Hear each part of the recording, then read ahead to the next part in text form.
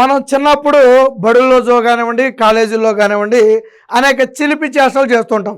కాలేజీలకు పొళ్ళుకు డుమ్మా కొడుతుంటాం. అవసరమైతే వాళ్ళ అటెండెన్స్‌ను వేరొకళ్ళు ముసుగులో పెట్టి పలికేయటం, లేదా లీడర్‌ని మేనేజ్ చేసి, మాయ చేసి అటెండెన్స్‌లో వాళ్ళు వచ్చినట్టుగా వేయించుకోవటం. ఇలాంటివన్నీ మన నిజ జీవితంలో చూసుంటాం. టీవీల్లో కూడా, సినిమాల్లో కూడా చాలా సందర్భాల్లో చూసుంటాం. అలాంటి ఒక సీను ఇప్పుడు అసెంబ్లీలో కూడా జరిగింది. చిన్నప్పుడు మనం వేసామంటే సరే ఆ రోజు చిలిపితనం కావచ్చు, ఆ రోజులో ఉన్నటువంటి వయసు కావచ్చు, అది వేరే. కానీ మరి ఇక్కడ ఎమ్మెల్యేలు, ఎంపీలు ఆ స్థాయిలో ఉండి, మంత్రుల స్థాయిలో ఉండి, గతంలో మాజీ మంత్రులుగా ఉండి, మాజీ ముఖ్యమంత్రులుగా ఉండి, అలాంటి వాళ్ళు కూడా ఇలా దొడ్డిదారిన సంతకాలు పెట్టి పారిపోతున్నారంటే వినడానికి ఆశ్చర్యంగా ఉంటుంది. మీకు అనుమానం రావచ్చు, ఆ ఎమ్మెల్యేలకు పారిపోవాల్సిన అవసరం ఏంటి? వాళ్ళు ఎవరు కొడతారా, ఎవరన్నా తిడతారా, వాళ్ళు ఎందుకు పారిపోయారని మీకు అనుమానం రావచ్చు. ఇప్పుడు అందరికి వస్తున్నటువంటి అనుమానం అదే. వాస్తవానికి వాళ్ళు అసెంబ్లీకి వచ్చి దర్జాగా కూర్చుని సభల్లో పాల్గొని సంతకాలు పెట్టేస్తే ఎవరికీ ప్రాబ్లం లేదు.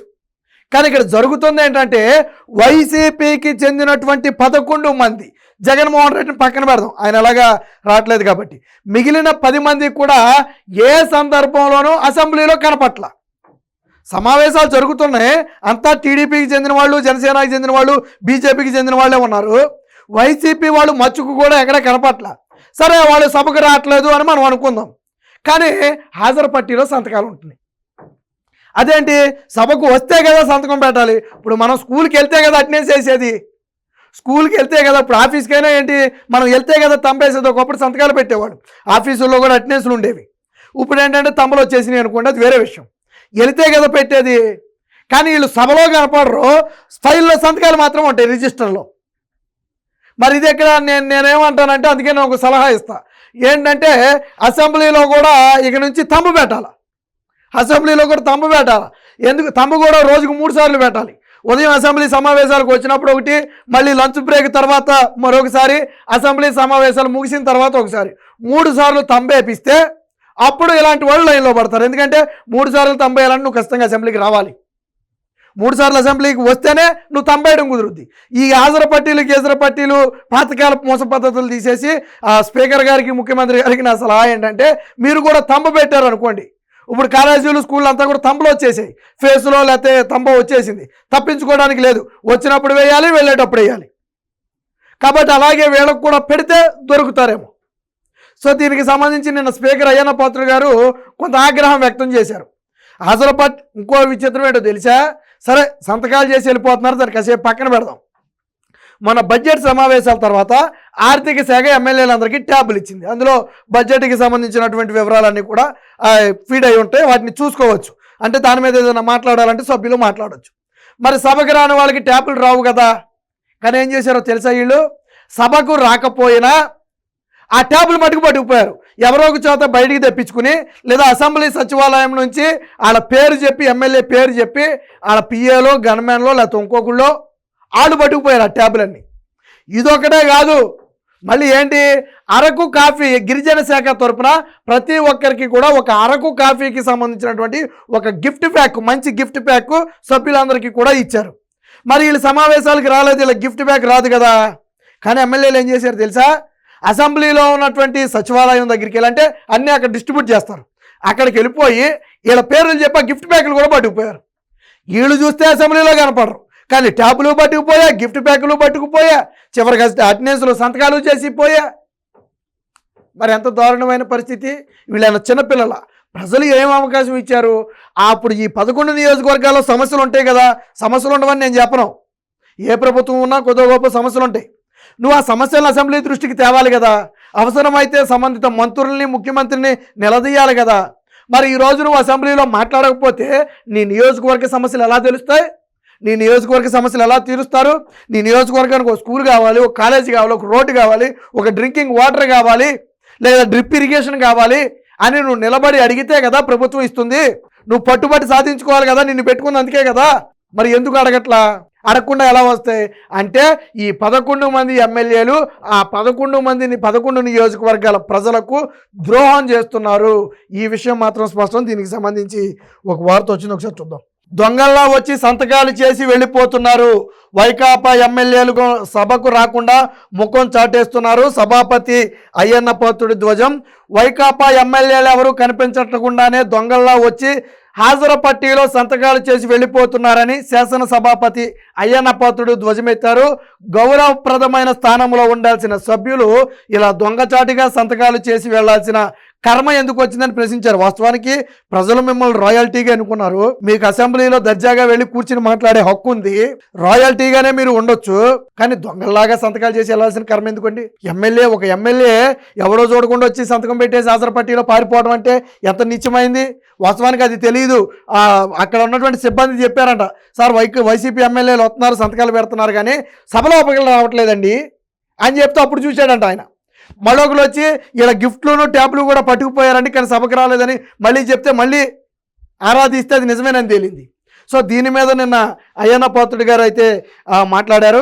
సంతకాలు చేసి సభకు రాకుండా ముఖం చాటేయడం వారి గౌరవాన్ని తగ్గిస్తుందే తప్ప ఏమాత్రం పెంచదని పేర్కొన్నారు. ఓట్లేసి ఎన్నుకున్న ప్రజలకు ఆదర్శంగా నిలవాలే కానీ తలవంపులు తెచ్చేలా ప్రవర్తించొద్దని సూచించారు. సభకు హాజరై తమ సమస్యలపై మాట్లాడాలనే ప్రజలు వారిని ఎన్నుకున్నారు తప్ప ఎవరికి కనిపించకుండా హాజరు పట్టీలో సంతకాలు చేసి వెళ్ళిపోవడానికి కాదు అని చెప్పి నిన్న చెప్పడం జరిగింది. నిన్న ఒక చెలక్తు కూడా విసిరారు.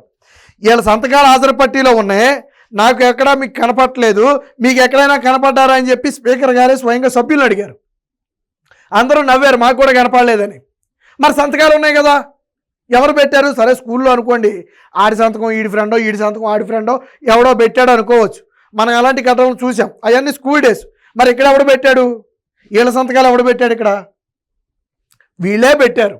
పెట్టి దొడ్డిదారిన సంతకం పెట్టేసి ఎవడు రాకముందు రావడం, సంతకం పెట్టడం, వెళ్ళిపోవడం. ఇది వీళ్ళు చేసినటువంటి పని.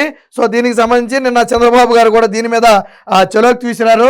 ఎమ్మెల్యేలు ఎవరో కనపడకపోతే సభాపతి గారు వాళ్ళని లోనకి రానివ్వలేదు కావాల్సి అని మేము అనుకున్నామని చెప్పి ఈయనంటే మేమెందుకు రానివ్వలేదు, వాళ్ళు వచ్చి పారిపోతున్నారని చెప్పి స్పీకర్ గారు చెప్పడం. సో ఇది కొద్దిసేపు నవ్వులు పూయించేది అయింది. ఇది ఇక్కడ చూడండి, సభకు రాలేదు కానీ ఐప్యాడ్లు పట్టుకుపోయారు. నేను చెప్పే కదా ఆర్థిక శాఖ ఇచ్చిన ఐప్యాడ్లు ఉన్నాయని. సో వాటిని మాత్రం పట్టుకుపోయారు.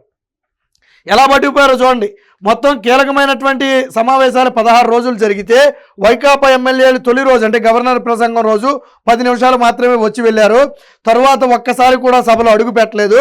కానీ ఈ మధ్యలో సుమారు 8 మంది సభ్యులు 4 సందర్భాల్లో వచ్చి సంతకాలు చేశారు.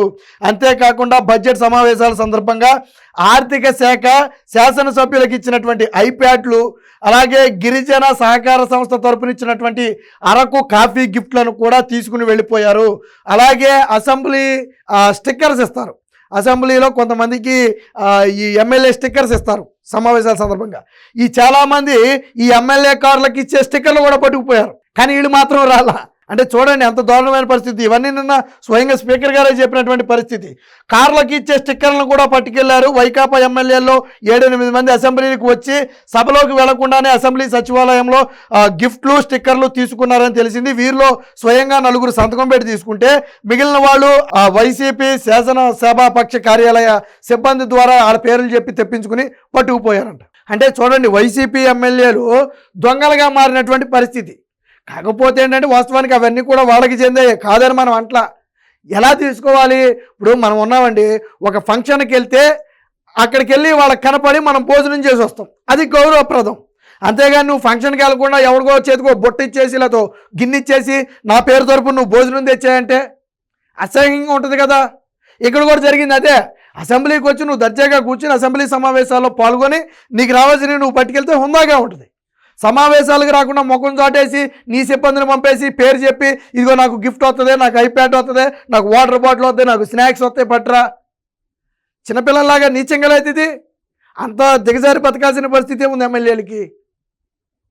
దీని మీద అంటే ఇదేమి ఎథిక్స్ కమిటీకి కూడా పంపాలని చెప్పి జనసేనకి చెందినటువంటి రామకృష్ణ అనే ఒక ఎమ్మెల్యే కూడా చెప్పారు.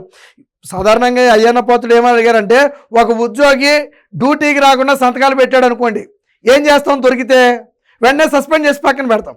మరి ఎమ్మెల్యేలను కూడా సభకు రాకుండా సంతకాలు పెడితే ఎందుకు వాళ్ళ మీద యాక్షన్ తీసుకోకూడదు? ఇదే విషయం నేను చర్చకు వచ్చింది.